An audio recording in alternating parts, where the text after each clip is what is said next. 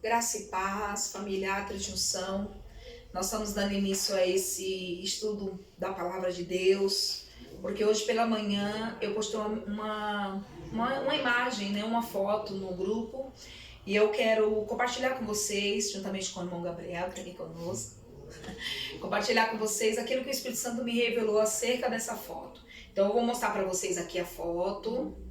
Talvez você viu pela manhã eu postando essa foto. Que foto que é essa? Essa é a foto do Ministério Infantil da Atos de Unção. É uma foto de crianças com as suas mãos dadas, formando um coração.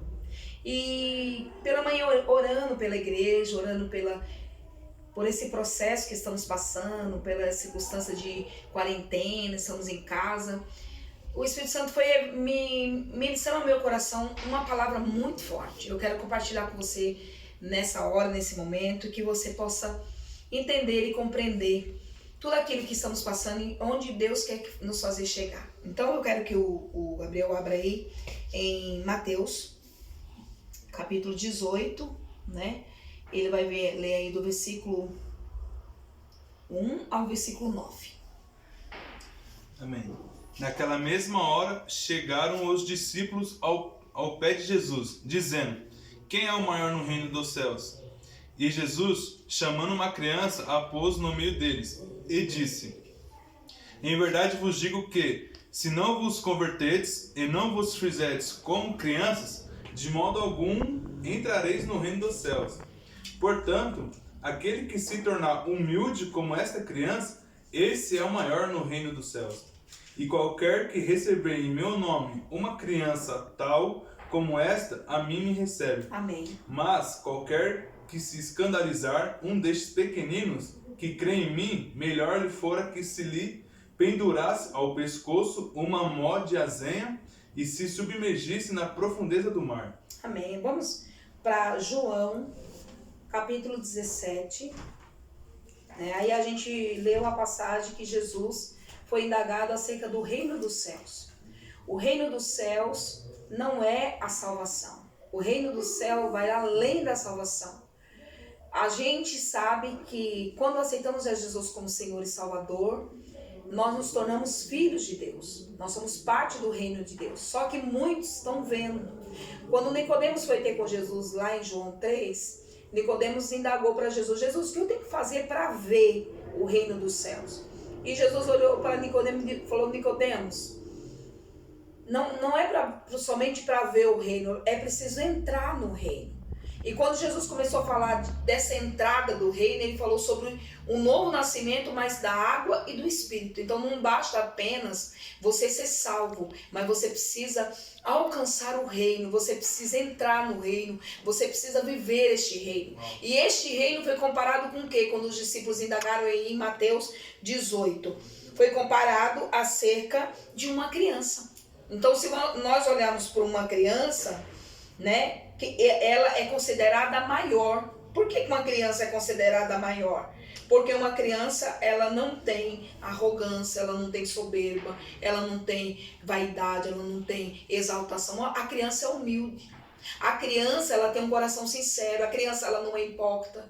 A criança não é mentirosa. A criança, ela fala o que ela quer, o que ela vê, ela fala. Então a gente olha aqui Jesus orientando os discípulos, dizendo assim: vocês querem fazer parte do meu reino? Então torne semelhante aos pequeninos. Sejam sinceros como eles. Sejam simples como ele. Uma criança, se você está brigando com ela, ela pode ficar triste ali no momento, mas daqui a pouco ela está de novo de bem, brincando de volta. Por quê? Porque ela não guarda mágoa no coração. Ela não tem maldade, ela não tem malícia. E os discípulos estavam ali perguntando para Jesus, porque os discípulos queriam entender o que era o reino. E a Bíblia vai dizer muito claro que o reino é tomada à força. Que para você ser parte do reino, não é apenas aceitar Cristo, é sim se esforçar. E nós vamos ler o João 17, o versículo 21, para ver o que Jesus falou sobre o reino. O João 17 vai falar sobre a oração de Jesus por quem? Pelos seus discípulos. A oração que Jesus fez por você que é escolhido do Senhor. Aquela palavra que ele diz: ide, fazei discípulos, ensinando-os e batizando-os em nome do Pai, do Filho e do Espírito Santo. Então hoje, a ordem de Deus é: ide e sejam semelhantes a mim. Multipliquem-se. Que a identidade de Cristo que está em vocês possa se multiplicar e alcançar outras vidas também. Então vou pedir para o nosso irmão ler o João 17, versículo 21. Para que todos sejam um, como tu, ó Pai, o és em mim e eu em ti, que também eles sejam um em nós, para que o mundo creia que tu me enviaste. Lê o 22 e o 23. Amém. E eu dei-lhes a glória que há em mim me deste, para que sejam um, como nós somos um, eu neles e tu em mim, para que eles sejam perfeitos em unidade, e para que o mundo conheça que tu me enviaste a mim e que tens amado a eles como me tens amado a mim. Oh, Amém. Palavra, né? Amém. Então vamos entender o mistério do né? Eu sempre uso uma frase, e essa frase tem ardido no meu coração, que é: até que sejamos um. Aleluia. Até que sejamos um. Esse é o tempo que a igreja não está reunida num templo. Esse é um tempo que a igreja não está num ajuntamento. Esse é um tempo que a igreja não pode estar visitando um ao outro. Esse é um tempo que a igreja está em casa. E pode parecer, Gabriel, que a gente está separados. Mas a unidade que Deus está falando não é a unidade natural, é a unidade de espírito, a conexão de espírito. É você pensar como teu irmão no reino de Deus. Aleluia. É você ter identificação com o teu irmão, conexão com o teu irmão no reino de Deus. É você estar tão alinhado com o teu irmão que às vezes Deus, ele vai falar algo com você e vai confirmar na vida do teu irmão. Verdade. Então eu estava conversando com o Gabriel e a gente estava se aprofundando na palavra que confirmou mais o desejo de fazer esse vídeo. Então nós vamos ler alguns textos que vai falar sobre a unidade. E vocês vão entender o que Deus está querendo dizer conosco nessa noite. Então vamos lá para Gênesis? Amém. E se quiser também falar algo, Gabriel, você tem liberdade para fazer isso. Amém. Gênesis 11, do versículo 4 ao 6. Ok. Gênesis 11, do versículo 4 ao versículo 6. Pode ler. E disseram: Eia, edifiquemos nós uma cidade e uma torre cujo cume toque nos céus, e façamos-nos um nome, para que não sejamos espalhados sobre a face de toda a terra. Então desceu o Senhor para ver a cidade e a torre que os filhos dos homens edificavam. E o Senhor disse: Eis que o povo é um, e todos têm uma mesma língua. E isto é o que começam a fazer, e agora não haverá restrição para tudo o que eles intentarem fazer. Segura aí.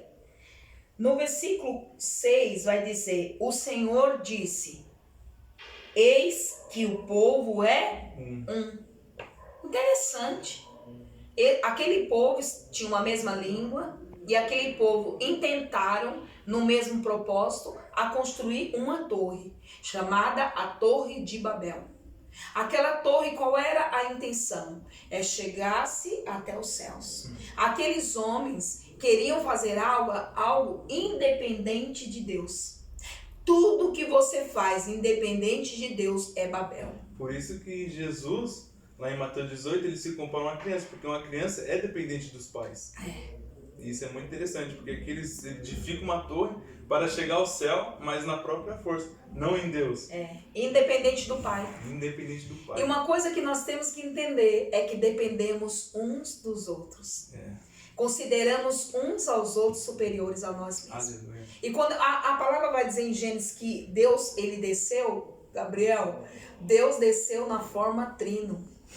Eia, pode ler o versículo 7 aí, ó. Eia, desçamos e confundamos ali a sua língua, para que não entenda um a língua do outro. Meu Deus. Uau. Quem desceu ali? O Pai, o Filho e o Espírito Santo. Aleluia. O Deus Trino. A única vez que na Bíblia está escrito na forma de intervir uma ação do homem, na forma de trino, Deus, ele quis ali mostrar a importância que tem a unidade. Uau. Uma das coisas que eu tenho pensado esses dias, Gabriel, que o mundo das trevas é mais unido que o mundo da luz. Meu Deus. O homem das trevas é mais prudente que o homem da luz. Por que isso? Eu estava pensando esses dias, quando é o carnaval, as pessoas se unem, as pessoas fazem aquelas fantasias, fazem aqueles carros alegóricos. Quando tem por exemplo, uma Copa do Mundo ou qualquer outro tipo de campeonato, as pessoas se unem, as pessoas ficam ali no mesmo propósito. Quando temos, né, vamos falar agora das coisas mais espiritual, como temos aí ouvido falar de centro de umbanda. Você já viu algum macumbeiro falar mal do outro? Você já viu os padres um falando mal do outro? Não, queridos. Muitas vezes eles têm mais unidade. A Bíblia diz que o reino desunido não vence. O reino tem que estar unido. Mas a unidade fora do Espírito Santo, fora de Deus, é uma unidade perigosa. É por isso que eu quero dizer algo para você, familiar de unção. Com quem que você está se conectando? Meu Deus. Qual tipo de unidade que você está promovendo? Qual tipo de ajuntamento que você está edificando? Qual é a torre que você está edificando?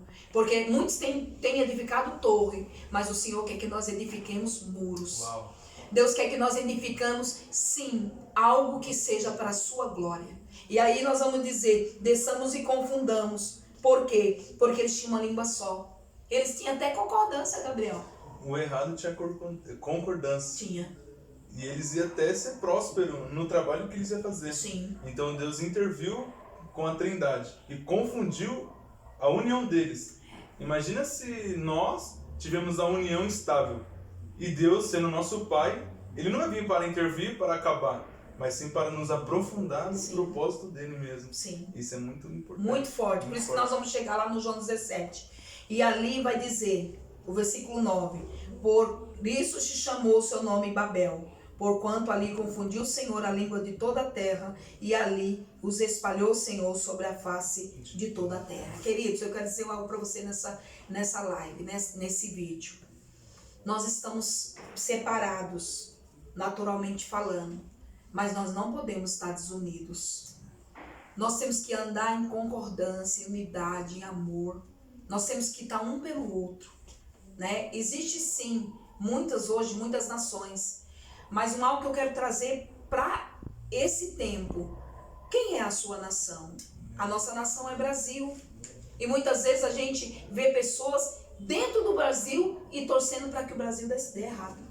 Contra o nosso presidente. Contra o presidente, contra as autoridades, né? Buscando entender a confusão que está. Sim, estamos enfrentando uma grande crise. O presidente erra. As pessoas erram. Mas o Senhor Deus está no controle de todas as coisas. Eu ouvi uma profecia hoje, inclusive postei na família Atos, de uma missionária.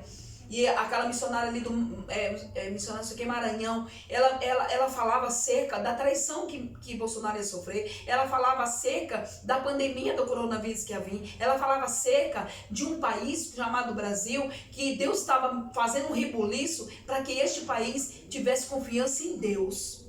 Para que Bolsonaro soubesse que não é na força dos homens, não é capacitação de ministros, mas é a capacitação que Deus vai dar. Verdade. É a confiança no Todo-Poderoso. Aí vamos lá então, agora em Atos 2, para terminar. Atos 2, eu vou pedir para ele ler até o versículo 4. Pode ler. Cumprindo-se o dia de Pentecostes, estavam todos reunidos no mesmo lugar. E de repente veio do céu um som como de um vento veemente e impetuoso, e encheu toda a casa em que estavam assentados, e foram vistas por eles línguas repartidas, como que de fogo, as quais pousaram sobre cada um deles, e todos foram cheios do Espírito Santo, e começaram a falar em outras línguas, conforme o Espírito Santo lhes concedia que falassem. Esse texto vai falar sobre o cumprimento de uma promessa. Ano 2020, ano de cumprimento de promessa. Muitas promessas que Deus fez usando os profetas se cumpriram na terra. Isaías profetizou a vinda do Messias, de Jesus. Jesus nasceu. Isaías profetizou a morte de Cristo, para que o sangue dele fosse derramado para a salvação da humanidade, para que levasse na cruz toda a maldição, todo o pecado. A profecia se cumpriu. Muitas profecias já foram cumpridas na palavra e hoje nós estamos debaixo de uma promessa.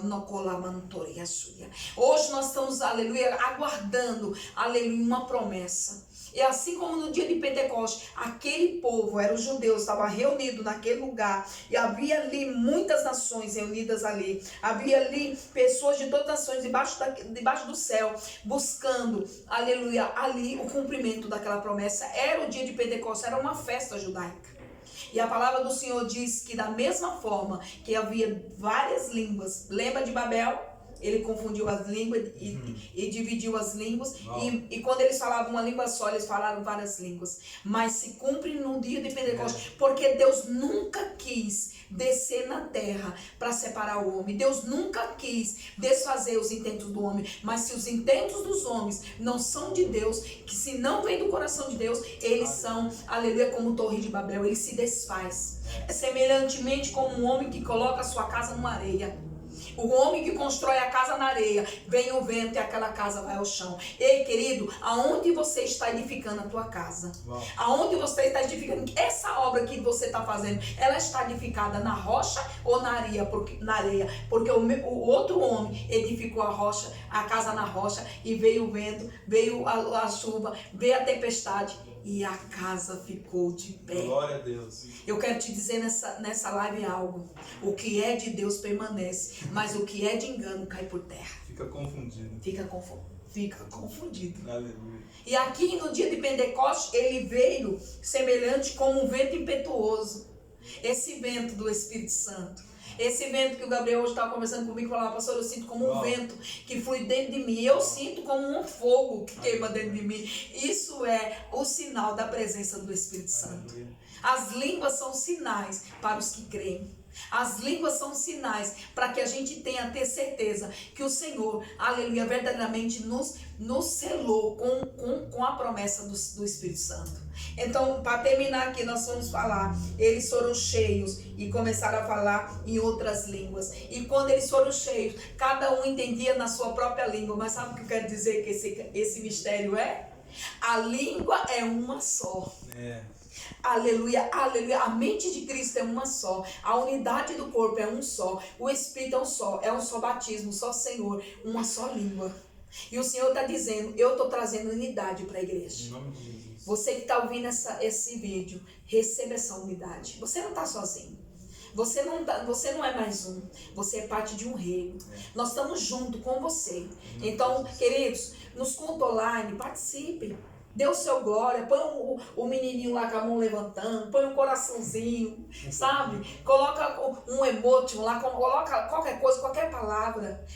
Curte, coloca lá curtindo. Não é para dar ênfase e nem para dar, como eu posso dizer, ibope para o homem, não. É para mostrar que somos um. É para mostrar que a igreja Atos de Junção está unida. É para mostrar, se alguém toca no Gabriel, tá tocando em mim. Se alguém cai, eu tô caindo junto com ele. E eu tô para levantar, para um ajudar o outro, um orar pelo outro, um concordar com o outro, para nós andarmos em unidade, até que sejamos um. A vontade de Jesus é que os discípulos se cumprissem essa palavra. Então queremos deixar essa palavra para o teu coração nessa noite, nesse dia. E eu creio que o Senhor já está cumprindo todas as promessas nas nossas vidas. Amanhã, domingo, nós teremos um culto online. Participe, compartilhe nos grupos, compartilhe na sua página no Facebook. Seja parte desse propósito. Hoje nós não temos um culto presencial, mas nada nos impede de sermos um.